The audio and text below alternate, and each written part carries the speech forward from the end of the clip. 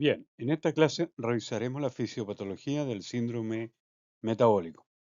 Bueno, el síndrome metabólico, como ya sabemos, es un trastorno complejo que afecta a millones de personas en todo el mundo, especialmente en países industrializados. Entonces, en esta presentación exploraremos los principales factores de riesgo, ya, mecanismos subyacentes y complicaciones asociadas al síndrome metabólico.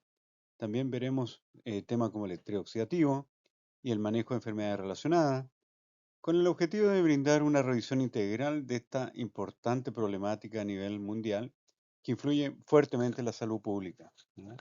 El síndrome metabólico es una condición cada vez más prevalente que aumenta significativamente la mortalidad, por lo que es crucial comprender mejor sus causas y consecuencias. Comencemos. Bien, como definición, el síndrome metabólico es un conjunto de factores de riesgo cardiometabólico que incluyen hiperglicemia, obesidad central, hipertensión, aumento de los triglicéridos y también bajos niveles de HDL. ¿Ya? Con respecto a la prevalencia, sabemos que aproximadamente el 30% de la población mundial con mayor incidencia en países industrializados se ve afectada con esta patología. Se estima que afectará a más de la mitad de la población en los próximos 20 años. ¿Ya? Y por último, factores de riesgo. Los principales factores de riesgo son el estilo de vida sedentario, factores ambientales, dieta inadecuada y el envejecimiento, especialmente prevalente en personas mayores de 50 años. Es importante, por lo tanto, entender los componentes claves del síndrome metabólico y cómo estos factores de riesgo interactúan para aumentar el riesgo de enfermedades cardiovasculares y también la diabetes. Ahora, el síndrome metabólico es un conjunto de factores de riesgo y aumentan el riesgo de enfermedades cardiovasculares y también la diabetes. Para diagnosticar el síndrome metabólico, se necesita que el paciente cumpla con al menos tres de los cinco criterios que se muestran aquí en esta tabla. ¿Ya? Estos criterios incluyen obesidad central, niveles elevados de glicemia en ayuna, triglicéridos altos, niveles bajos de colesterol HDL y presión arterial elevada. ¿Ya? Es importante que el médico evalúe cada uno de estos parámetros clínicos y determine si el paciente cumple con los umbrales establecidos para cada criterio. También el diagnóstico de síndrome metabólico es crucial para identificar a los pacientes con mayor riesgo, entonces, y poder implementar un tratamiento y seguimiento también adecuado para cada paciente. Ahora, veamos lo que corresponden a los radicales libres y el estrés oxidativo. Bueno, los radicales libres son moléculas producidas durante el metabolismo normal y los procesos redox en la célula. Incluyen especies reactivas del oxígeno, nitrógeno, también azufre, que pueden causar daño a lípidos, proteínas y ADN. ¿Ya? El estrés oxidativo entonces ocurre cuando hay un desequilibrio entre estos radicales libres y la defensa de antioxidantes que tiene nuestro propio cuerpo. Este desequilibrio puede provocar daño celular, alteraciones metabólicas que contribuyen al desarrollo de enfermedades como el síndrome metabólico. Es importante mantener un balance adecuado entre los radicales libres y los antioxidantes para prevenir el estrés oxidativo y sus efectos perjudiciales. Ahora veamos los procesos relacionados con el síndrome metabólico.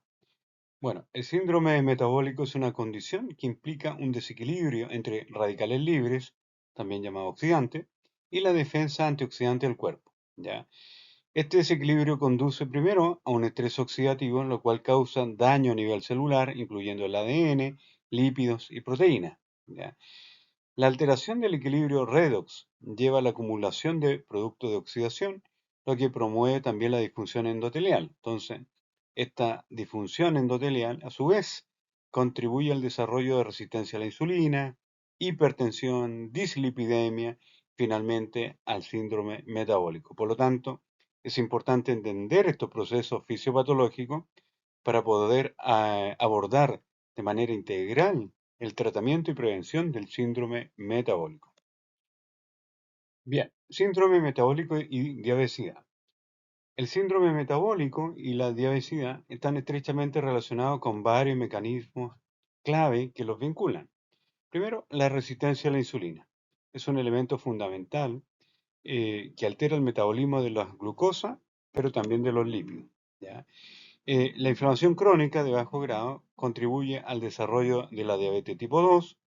La adiposidad, especialmente la grasa visceral, actúa como un órgano endocrino que secreta adipocitoquinas, ¿ya? Finalmente tenemos el estrés oxidativo, el desequilibrio entre radicales libres y antioxidantes daña la célula y tejido. Bueno, estos mecanismos interactúan y se refuerzan mutuamente, creando un ciclo que lleva al síndrome metabólico y a la diabesidad. Fisiopatología de la diabesidad. Bueno, la diabesidad es una condición compleja que involucra tanto factores genéticos como factores ambientales, ¿ya? La hiperglicemia, resultado de la reducción de la sensibilidad a la insulina, está estrechamente relacionada con la obesidad. La obesidad juega un papel clave en el estrés oxidativo, los procesos metabólicos inflamatorios, la glucotoxicidad y la lipotoxicidad. Entonces, estos factores se asocian con resistencia a la insulina o deficiencia de insulina también, ¿ya? Es importante entender estos mecanismos fisiopatológicos que son multifactoriales para poder abordar de manera efectiva la diabetes. Bien, continuamos con la microbiota intestinal y síndrome metabólico. La microbiota intestinal juega un papel clave en el síndrome metabólico. En condiciones normales, la eubiosis, la microbiota intestinal está dominada por microorganismos beneficiosos, ¿ya? En cambio, la disbiosis o desequilibrio de la microbiota se asocia a esta con alteraciones metabólicas que conducen a la diabetes y comorbilidades. Principales características de la disbiosis. Primero, mayor proporción de Firmicutes por sobre bacteroidetes en individuos obesos. Reducción de la diversidad y estabilidad microbiana, ¿ya?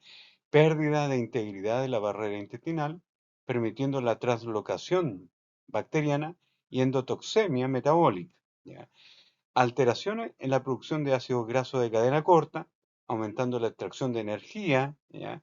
Y estas calorías también se ven o pasan con mayor facilidad al sistema vascular desde el sistema digestivo, por lo tanto el sujeto aumenta de peso. Esto también está correlacionado con la promoción de la resistencia a la insulina por este desequilibrio, ¿cierto?, de la microbiota, en donde predominan principalmente los firmicutes por sobre los bacteroidetes. Bien, síndrome metabólico y enfermedades cardiovasculares. Comencemos.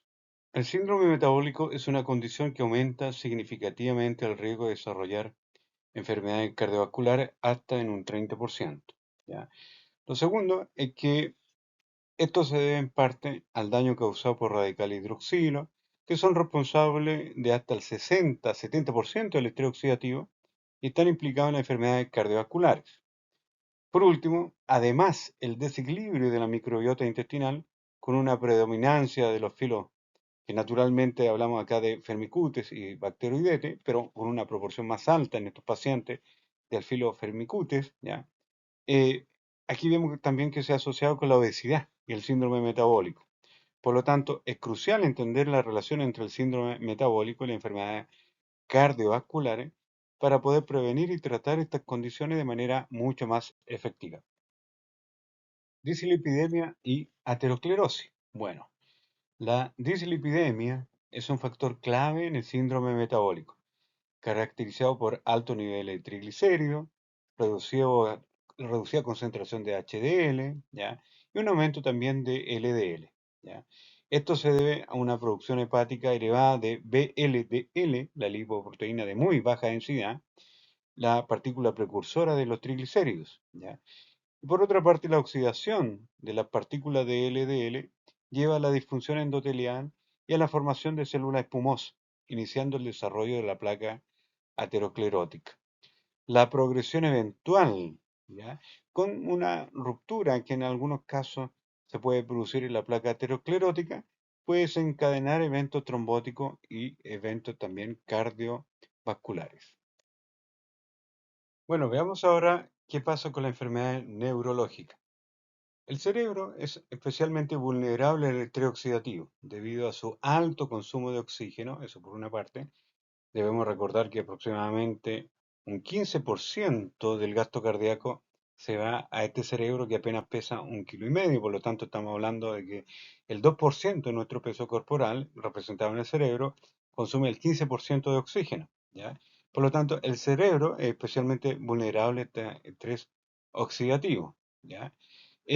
Además de su alto consumo de oxígeno, hay una riqueza en ácidos grasos poliinsaturados, ¿ya? La enfermedad de Alzheimer, por otra parte, es la forma más común de demencia en la vejez, caracterizada por pérdida de memoria, deterioro cognitivo, con mayor riesgo en personas con síndrome metabólico. La resistencia a la insulina, hiperinsulinemia, hipertensión y dislipidemia aumentan el riesgo de accidente cerebrovascular, ya en pacientes con diabetes y síndrome metabólico. Mecanismo neurológico en el síndrome metabólico. Bueno, el síndrome metabólico puede tener impacto neurológico significativo. Por una parte, el estrés oxidativo cerebral daña las membranas neuronales ricas en ácidos grasos, como sabemos, reduciendo la fluidez de la membrana y aumentando el daño celular. Eso por una parte. Ahora, la alteración de las bolsas lipídicas en la membrana afecta la señalización celular y promueve procesos también neuropatológicos. Ahora, la inflamación sistémica deteriora la barrera hematoencefálica, ¿ya? Afectando el transporte y su funcionamiento. Por lo tanto, en esta membrana que es semipermeable, ¿cierto? Esta bicapa lipídica, se altera también esa función tan importante. Por último, la activación de inflamosoma, ya que es este conjunto de proteínas caracterizado por detectar peligro y aumentar los procesos inflamatorios, entre ellas la NLRP3 microglial, ¿ya? Debemos recordar también que la microglia es una estructura importantísima, una célula importante para eliminar sustancias tóxicas a nivel cerebral, ¿ya? Esto conduce a la producción de citoquinas inflamatorias, como en la interleuquina 1 beta, en la interleuquina 18, lo que contribuye a enfermedades también neurodegenerativas. Ahora, la depresión y cómo se correlaciona esto con el síndrome metabólico. Síndrome metabólico y la depresión tienen una conexión bidireccional, donde cada uno puede conducir al otro. Por ejemplo, el hipocampo es un área clave del cerebro que media los trastornos cognitivos relacionados con el síndrome metabólico y las alteraciones emocionales. Algunos mecanismos compartidos entre el síndrome metabólico y la depresión incluyen inflamación sistémica, estrés oxidativo, hiperactividad del eje hipotalámico, hipófisis adrenal, con esta desregulación del tono autonómico y alteraciones también en insulina y leptina. Estos vínculos entre el síndrome metabólico y la depresión subrayan la importancia de un enfoque integral para abordar ambas condiciones de manera simultánea. Estrategia integral para el manejo del síndrome metabólico. Bien, el síndrome metabólico es una condición compleja que implica varios factores de riesgo como son obesidad, hipertensión, dislipidemia, donde aquí nos enfrentamos a un paciente que tiene los triglicéridos elevados o la HDL disminuida, hipertensión, resistencia también a la insulina.